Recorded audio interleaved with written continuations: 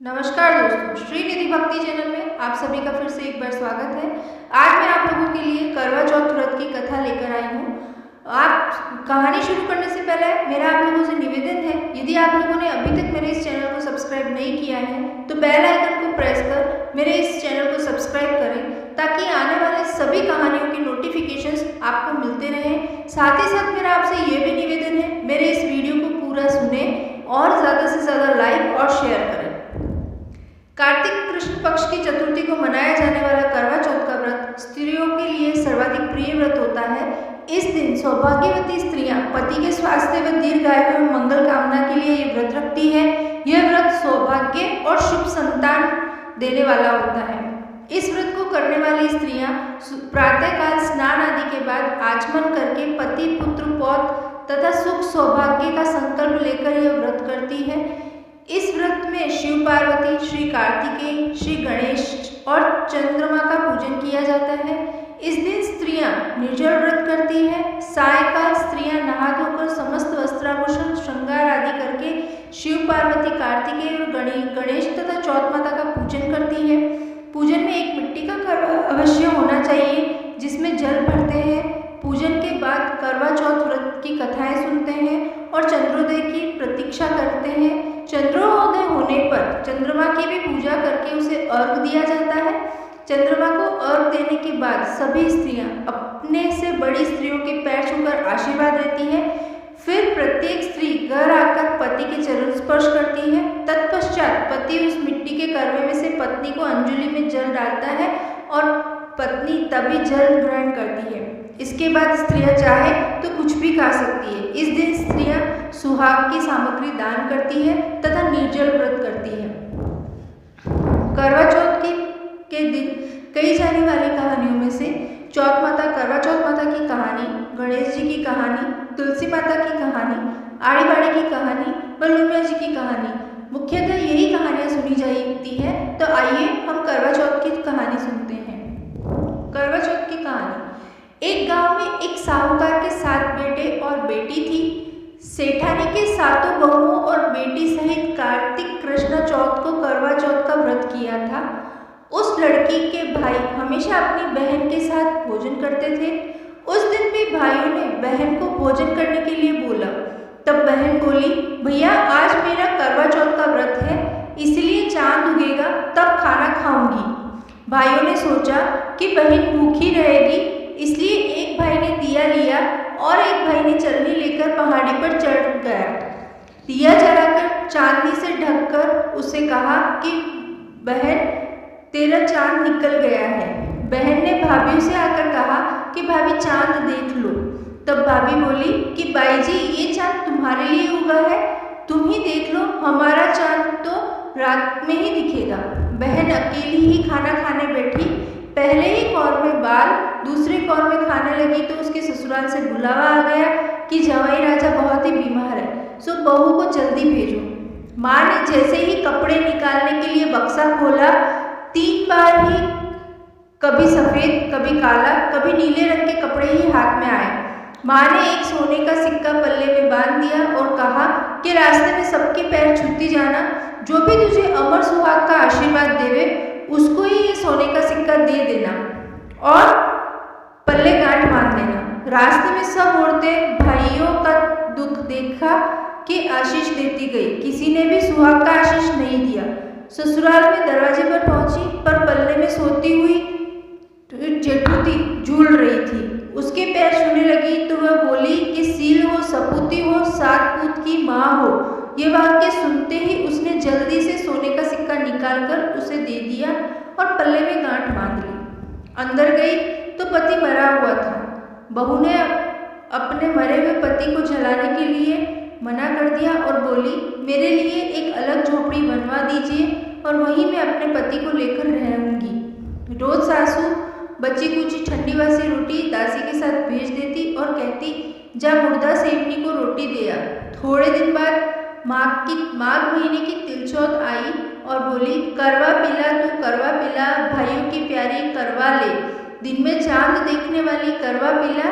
जब वो बोली कि हे चौथ माता, मेरा उजड़ा हुआ सुहाग तो आपको ही बनाना पड़ेगा, मेरे पति को जिंदा करना पड़ेगा, मुझे मेरी गलती का पश्चाताप है, मैं आपसे माफ़ी मांगती हूँ। तब चौथ माला बोली कि मेरे से बड़ी तो बैसाख की चौथ है। बैसाख की चौथ आएगी तो तू अपने तो वही तुझे सुहाग देगी। इसी तरह बैसाख की चौथ आई और उसने कहा कि भादवे की चौथ तुझे सुहाग देगी। तब कुछ महीने बाद भादुड़ी चौथ माता स्वर्ग से उतरी तो वह भी यही सब बात कहने लगी और उसने कहा कि उस चौथ माता जब करवा चौथ आएगी तब तू उसके पाँव पकड़ लेना। चौथ माता बोली कि तेरे पर सबसे बड़ी कार्तिक की करवा चौथ माता है और वही तुझसे नाराज हुई है, इसलिए तू उसके पैर मत छोड़ना, वही तेरे सुहाग को अमर कर सकती है।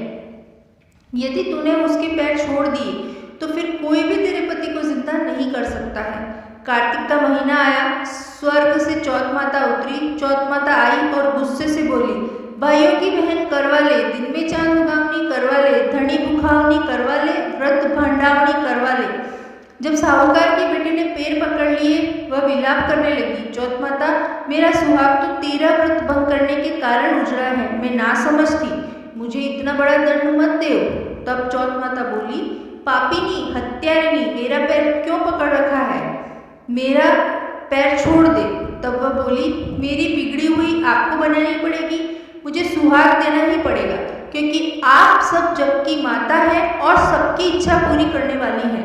तब चौथ माता खुश हुई और आंखों में काजल निकाला, नाखून में से मेहंदी, बिंदी में से रोली निकाली और सबसे छोटी अंगुली से उसके मरे हुए पति पर छींटे मार दिए। छींटे देते ही उसका पति बैठा हो गया और बोलने लगा, मुझे बहुत नींद आई। जब वह बोली, मुझे तो 12 महीने हो गए, मुझे तो चौथ माता ने सुहाग दिया है। तब पति बोला कि चौथ माता का विधि विधान से उज्जमन करो।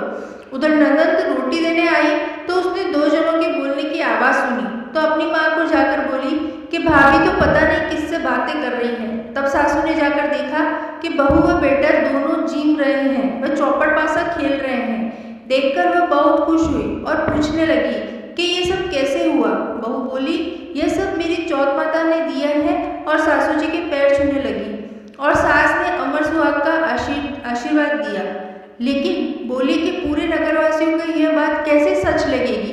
तब बहू बोली, यदि उल्टा करवा फेर देंगे तो वह वापस मर जाएंगे और सीधा करवा फेर देंगे तो वह वापस जीवित हो जाएंगे। तब पूरे नगर में ढिंडोरा पिटवा दिया कि सब कोई देखे आवे। सीधा करवा फेरते ही उसका पति जिंदा हो गया और उल्टा करवा फेरते ही वह मर गया। दूर खड़े हुए पति पत्नी का गठबंधन जुड़ गया और सब चौथ माता का चमत्कार मानने लगे। चौथ माता का यह व्रत पुरुष की पत्नी, बेटे की माँ सभी को करना चाहिए। तेरे चौथ करनी चाहिए। हे चौथ माता, जैसा साहूकार की बेटी को उसका सुहाग उजड़ा वैसे किसी का नहीं उजड़ना, जैसा वापस उसका पति जीवित किया वैसे सभी को अमर सुहाग देना। कहानी कहने वाले, पुकारा पढ़ने वाले सभी की मनोकामना पूर्ण करना। बोलो मंगल करनी दुखहरणी चौथ माता की जय। चौथ माता के दिन कहने वाली दूसरी कहानी गणेश जी की कहानी। एक अंधे बुढ़िया माई के बेटा बहू थे। वे लोग बहुत गरीब थे। बुढ़िया माई रोज गणेश जी की पूजा करती थी। एक दिन गणेश जी उससे प्रसन्न हुए और बोले कि मुझसे कुछ मांग। तब माई बोली कि मुझे कुछ भी मांगना नहीं आता। तब गणेश जी बोले, तेरे बेटे बहू से पूछ ले। तब वो अपने बेटे बहू से पूछने गई। तब बेटा बोला कि माँ धन मांग ले। बहू ने पूछा तो उसने कहा पोता मांग लो। तब माई ने सोचा ये दोनों तो अपने मतलब की बात मांगने को कह रहे हैं, सो उसने पड़ोसन से पूछा। पड़ोसन बोली कि अरे तू क्यों धन मांगे, क्यों पोता मांगे, कुछ अपने लिए भी मांग, अपने लिए दीदा घोड़ा मांग ले। तब घर आकर माई ने सोचा कि ऐसी चीज मांगनी चाहिए जो बेटे बहू भी राजी हो जाए और अपना मतलब भी हो जाए। दूसरे दिन गणेश जी आए और कहने लगे, माई कुछ मांग। तब बुढ़िया माई बोली, दीदा घोड़ा देवो, सोने के कटोरे में पोते को दूध पीता देखो, अमर सुहाग देवो, निरोगी काया देखो देवो, सभी को सुख देवे। तब भगवान गणेश जी बोले, माई तूने तो मुझे ठग लिया, तूने कुछ न मांगकर भी सब कुछ तो मांग लिया और कहती थी कुछ मांगना नहीं आता। पर ठीक है, सब ऐसा ही होगा। और अंतर ध्यान हो गए। बुढ़िया माई के वैसा ही सब कुछ हो गया। गणेश जी महाराज जैसा माई को दिया वैसा सबको देना। बोलो विनायक महाराज की जय। कहानी तुलसी माता की कहानी। एक बूढ़ी माँ थी जिसके रोज तुलसी माता को सींचने का नियम था। वह तुलसी माता को सींच कर ही फिर भोजन करती थी और जब तुलसी माता को सींचने आती थी तब वह ये बोलती थी, तुलसी माता सबकी दाता, मैं बिड़ला सींचती हूँ तेरा, मुझे बहू दे, पीले रंग की धोती दे, मीठा मीठा घास दे, बैकुंठ में बांस दे, चटक की चाल दे और 11 के दिन मोत दे, कृष्ण का कांदा दे, सीता माता का चाल चलावा दे। तब तुलसी माता यह बात सुनकर सूखने लगी तो भगवान ने पूछा कि हे तुलसी, तुम क्यों सूख रही हो? तुलसी माता ने कहा, मेरे मन की बात मत पूछिए भगवान। तो भगवान ने कहा कि अगर मैं ये बात नहीं पूछूंगा तो कौन पूछेगा और तुम्हारे ये सूखने का कारण कैसे पता चलेगा? तो तुलसी माता ने कहा कि एक बुढ़िया रोज आती है और यही बात कह जाती है, परंतु मैं ये सब बातें तो पूरी कर दूंगी, लेकिन कृष्ण का कंधा कहाँ से लाऊंगी और सीता माता का चाल चलावा कैसे करूंगी? तो कृष्ण भगवान बोले कि जब यह मरेगी तुम अपने आप कंधा देने आ जाऊंगा, तो बुढ़िया माई से कह दियो। बाद में बुढ़िया माई मर गई। सारे गांव वाले इकट्ठे हो गए और बुढ़िया को ले जाने लगे। वह इतनी भारी हो गई कि किसी से भी नहीं उठी। तब सबने कहा, यह तो इतनी पूजा पाठ करती थी कि किसी से भी नहीं उठ रही है। तब सबने कहा कि इतनी पूजा पाठ करने का क्या मतलब, पाप नष्ट होने की माला फेरती थी फिर भी भारी हो गई है। बूढ़े ब्राह्मण के वेश में तभी वहां पर श्री कृष्ण छोटे बालक का वेश बना करके आए और बोलने लगे कि यह सब क्या हो रहा है। तब एक आदमी ने बोला कि बुढ़िया मर गई है, पापनी थी इसलिए किसी से भी नहीं उठ रही।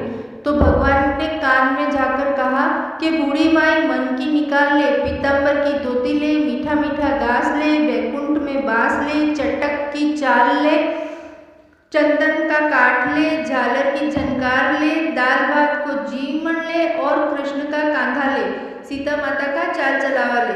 फिर यह बात सुनकर बुढ़िया माई हल्की हो गई और भगवान जी ने अपने कंधे पर उसे उठा लिया और बुढ़िया को मुक्ति मिल गई। हे तुलसी माता, जैसी मुक्ति आपने उस बुढ़िया माई की करी वैसी सभी की करना है कृष्ण भगवान। जैसा आपने उसका कांधा दिया, सीता माता ने चाल चलावा दिया, ऐसी मुक्ति और ऐसा चाल चलावा सभी को मिले। सभी व्रत उपवासों की कहानियों के साथ में आड़ी बाड़ी की कहानी भी सुनी जाती है। आड़ी बाड़ी सोनारी बाड़ी, जी में बैठी कान कुमाड़ी काई मांगे, 36 करोड़ देवता मांगे, बाड़ी जी सिया काई होवे, अन्न होवे, धन होवे, लाज होवे, लक्ष्मी होवे, बिछड़ा ने मेड़ो होए, निपुत्र ने पुत्र होए, सासू को पुरुषन, बहू को जीवन, उठ भाई लपसी, जीम भाई तपसी, भाई को थान, भाभी को मान, थारी वार्ता को फल और मारे मारी फाड़ता रो फल। यदि व्रत उपवास में सभी कहानियां सुनने के बाद लपसी तपसी यानी कि लुमिया जी की कहानी नहीं सुनी जाए तो उस व्रत का फल अधूरा रह जाता है। इसलिए हम लपसी की कहानी सुनेंगे। एक लपसी एक तपसी था। तपसी तो भगवान की तपस्या करता था और लपसी 1.25 सेर की लपसी बनाकर भगवान का भोग लगाता और लोटा हिलाकर जीव लेता था। एक दिन दोनों लड़ने लगे। लपसी बोला कि मैं बड़ा हूँ, तपसी बोला कि मैं बड़ा हूँ। इतने में नारद जी आए और पूछा कि तुम क्यों लड़ रहे हो? तो लपसी ने कहा कि मैं बड़ा और तपसी ने कहा मैं बड़ा। तपसी बोला मैं सारे दिन भगवान की पूजा करता हूँ। तो नारद जी बोले मैं तुम्हारा फैसला कर दूंगा। दूसरे दिन तपसी नहाकर आने लगा तो नारद जी ने 1.25 करोड़ की अंगूठी उसके आगे फेंक दी। उसने आँख खोलकर देखा तो 1.25 करोड़ की अंगूठी पड़ी थी। तब तपसी ने उस अंगूठी को उठाकर गोद के नीचे दबा ली और तपस्या करने लगा। लपसी सुबह उठकर नहाकर 1.25 सेर लपसी बनाकर भगवान को भोग लगाकर लोटा हिलाकर जीवने लगा। इतने में नारद जी आए और दोनों को बिठाया। तब दोनों बोले कि कौन बड़ा? तब तपसी ने कहा मैं बड़ा। नारद जी बोले तू घोड़ा उठा। घोड़ा उठाया तो 1.25 करोड़ की अंगूठी निकली। तब नारद जी बोले कि ये अंगूठी तो तूने चुराई है, इसलिए तेरी तपस्या भंग हो गई, इसलिए लपसी बड़ा। तो तपसी बोला कि महाराज मेरी तपस्या का फल किसे मिले? तो फिर नारद जी ने बोला कि तेरी तपस्या का फल उसे मिलेगा यदि कोई भी कहानी कहकर लपसी की कहानी तपसी की कहानी नहीं कहेगा तो उसका फल तुझे होगा। आंगना पूरे घर में साफ सफाई करके आंगन नीप के डेली नहीं नीपेगे तो उसका फल तुझे होगा। अगर कोई भी अपने घर की बहन बेटी होने के बावजूद भी किसी दूसरी बहन बेटी को दे कुछ व्यवहार करेगी तो उसका फल तुझे होगा।